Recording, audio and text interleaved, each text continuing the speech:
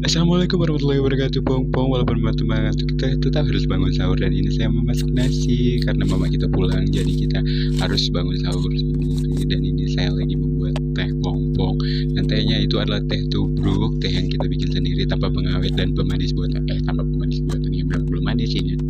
Baru kita tambahkan gula baru manis. Dan ini kemudian selanjutnya kita mau membuat spaghetti khas Aceh. Dan ini dia bumbunya, tuh bumbu pecel. Bumbu pecelnya kita tambahkan air panas dan kita aduk-aduk supaya mengental.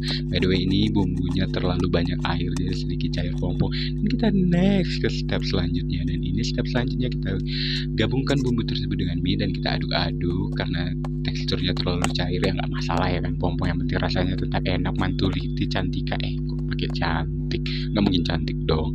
Dan ini penampakannya ada ayam, ada ikan, ada telur, dan ada apa itu. Dan kita menikmati makan sahur kita sebelum imsak. Bye bye, ini sahur terakhir.